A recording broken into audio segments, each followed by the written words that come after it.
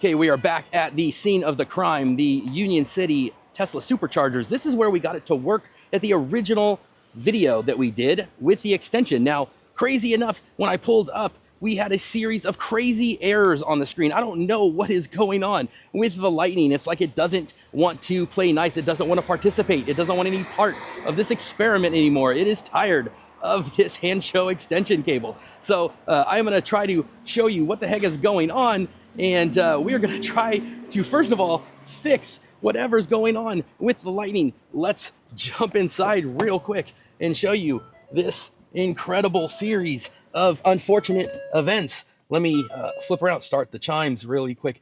Let's flip around and show you these weird errors that we will first have to resolve if we can, and then we will continue with the experiment. Let me show you what I'm seeing here. Let me see if I can get those codes to come up here that I was seeing. There you go. Pre-collision assist not available. Service advance track. And these are like sensors. I think it's related to the 12 volt. So I've plugged in my OBD2 scanner to see what that thing is going to give me. So when I go to my dashboard and I go down to my 12 volt AC battery, which, man, that's never good because I had tons of demons with that. I look over and it's giving me, I don't know, 11.5 volts. So it's not really 12, but it, should be higher than that. So let's flip around and you can kind of see what I'm getting there.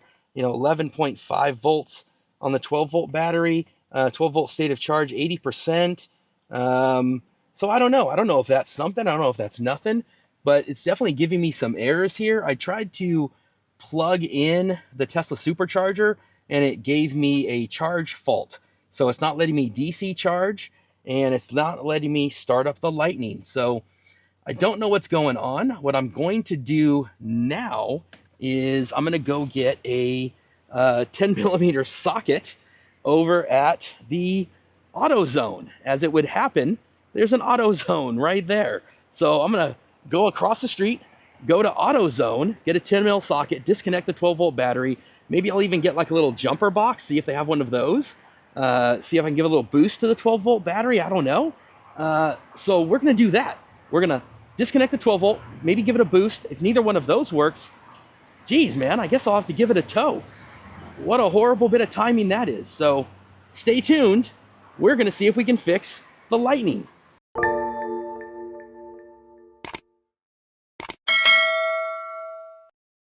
All right, so my Lightning is back there across the street at the Tesla Superchargers. We are going to pop in here to the AutoZone and pick up a 10 mil, see if that will get the job done by disconnecting the 12 volt. And we've seen this before with my old Lightning, so definitely not what I want to see is to have the gremlins pop back up again. I am haunted by the ghosts of Lightning past, so let's go shopping for a 10 mil socket and see if we can remedy the situation.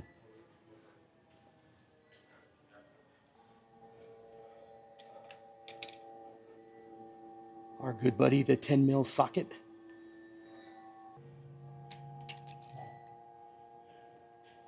And of course, you've got to have the ratchet to go with it.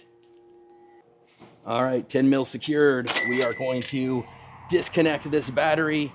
Hopefully that will do it. They did have jump packs here, but before I go and spend, I don't know, 180 bucks plus tax, that's probably 200 bucks when I'm done, for a jump pack here, I'm going to see if I get lucky and if just disconnecting and resetting the 12 volt will do it. Hopefully that will clear the codes and make the Lightning happy again and let it charge. I've seen that in the past, and then that will, with any luck, make it happy again. If that does not do it, then dang it, man. Maybe I come back and try to give it a little booster pack, but there's no guarantees that's gonna work. And then that's, 200 bucks down the drain. And then I gotta get a tow.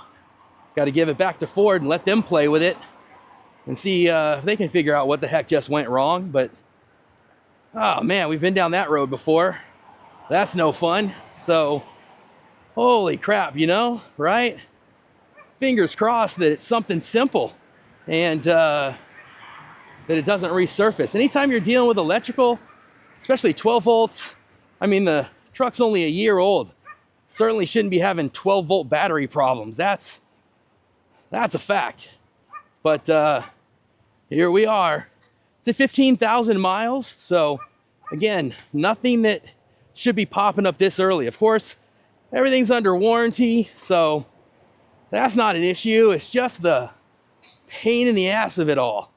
And again, given my past trauma and the gremlins, just don't want to go through it again. So with any luck, this will be simple and we'll get it resolved. But stay tuned. Let's see what happens. All right, so we're coming back to the truck. The truck has turned itself off and reset itself. So the welcome screen just came on. I'm curious if that alone has done anything. Let's see what occurs when we press the power button. And maybe as we turn it on, it's giving us the welcome screen. Vehicle is on, door is ajar. That's all normal. And if it lets me shift into gear, transmission not in park. Hold on, I gotta close the door, sorry. Let's close the door. So let's see if I go to reverse. It does let me go to reverse, okay.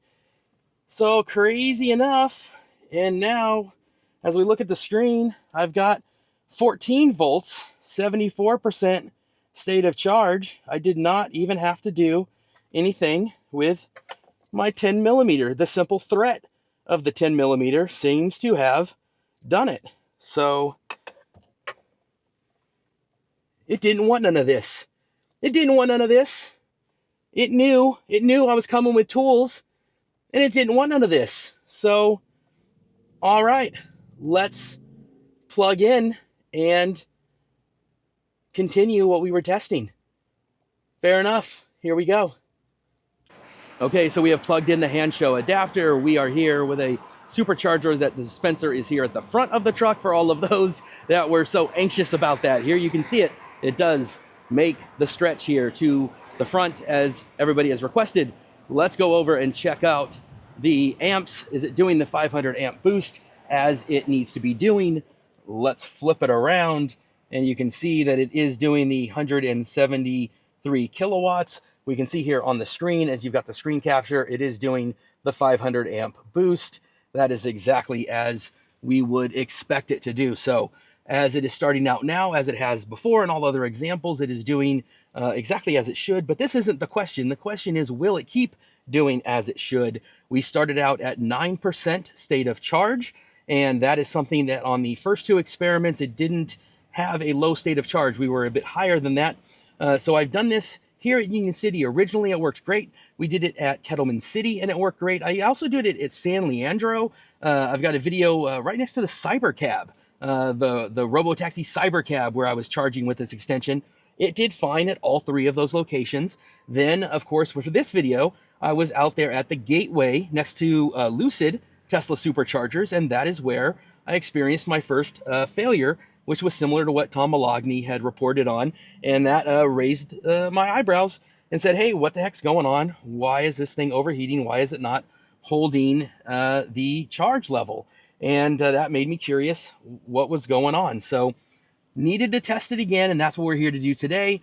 Will it error out this time, or will it hold that charge the way it should? So stay tuned. Let's find out what it does. So curiously, less than 3 minutes into the charge, you can see here that it ramped down off of that 500 amp boost, and it's already down into the 130 kilowatts. I'm curious why that is. My initial thought here, and this may have held true when you're thinking about both Kettleman City and the original test, is that we are at a completely full Tesla supercharger here. So you can see that again, which is kind of the purpose of this cable, right? The purpose of this cable is to pull up here at a full Tesla supercharger. And you can see I've got one spot there, and here I'm pulled up in this spot, and then there is a handicap spot, and again, another full spot. But you can see here that as we're pulling up, and here's another Tesla that's going to pull up and take up that spot now, that the idea here is that we're pulling up and I don't have two spots to use. And this would be an example where I would not be able to charge because I need two spots usually, but now I've got the hand show cable. And so the empty spot is about to be taken up by this Tesla. Here's another Tesla coming up. So commonly in the Bay Area, LA markets, a lot of others, these superchargers get full, and this is where this cable can come in handy. And because it is full, I have the sense that I'm not able to pull full power from the cabinets. And that is keeping potentially this cable from overheating. And maybe that is why I had success with my first 2-3 chargers, is because in the examples of Union City here the first time, with Kettleman City, which was completely full, and with San Leandro, which was full, it wasn't able to rip at 500 amps for an extended period of time and hold a very high state of charge the entire time. And then now I'm at still 122 kilowatts, but it's not gonna overheat in this scenario. Let me get out of the way of these guys. But it's not going to overheat in this situation, because in Tom's case, he's ripping at 200 kilowatts with the Rivian, and he doesn't have a full supercharger. And in the example at Gateway, I'd had an empty supercharger, so it was able to pull, in some of those cases you saw, into the 180s, and it was able to go the full 6 minutes, and it was able to do multiple times the 500 amps and get up to that high temp. And that's where I think the safety engaged and it derated it. I do think that here at the coupler, down here where the Tesla Supercharger cable couples with the hand show, I do think that the thermal protection kept in, and I do think it derated it. And then when it cooled off again at the coupler, I think it then ramped back up again. That is what I think we're seeing here. And so that's my takeaway, guys, is that on one hand, they've made some great improvements with the switches and the thermal protections and the couplers, and that lets me know that there are some safeties here. But I gotta tell you, based on what I'm seeing here and what I saw at Gateway and what I'm seeing from Tom, I do believe that if you were to go full rip, that it will potentially, I believe, overheat the thermals. And I guess the good news is that if it was an empty supercharger where that might happen, you wouldn't need the cable. But when it's a full supercharger like this, and what I experienced in a couple of my examples is you're maybe not gonna get your full kilowatts and your full amps for a very extended period of time, and maybe then it doesn't overheat.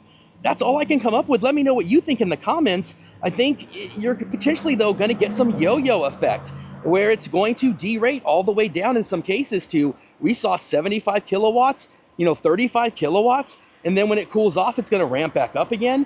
That's something you got to know about this cable. I think that is what we saw. Tell me if you disagree. Tell me if you're seeing something different. But that's my takeaway, guys. This is something that is interesting in the testing.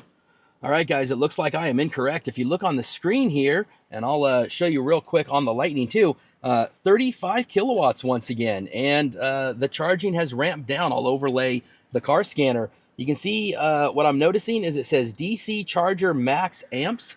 200 amps is all that the charger is capable of right now. Now, I don't know if that's coming from the hand show derating it, and it's telling the Lightning that it can only supply 200 amps. But you can see even with that, the actual amperage is only 100 amps.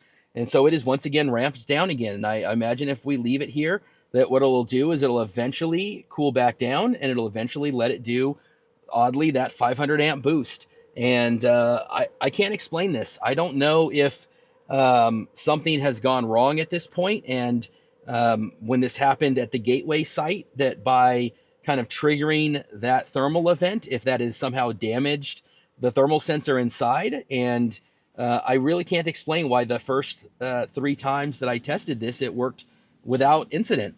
And now that incident at Gateway there did not work. And now here at Union City has not worked again. So I'm really not able to explain what's happening here. I don't know if it's worth continuing to test. I think, honestly, that's going to wrap up the video. I'm curious what your comments would be.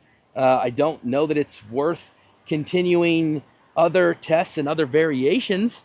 The supercharger continues to be full. So, you know, on one hand, like I say, it's great that I'm able to plug in a pinch and get a charge. And if I wait long enough, it will continue to yo-yo like we've seen here.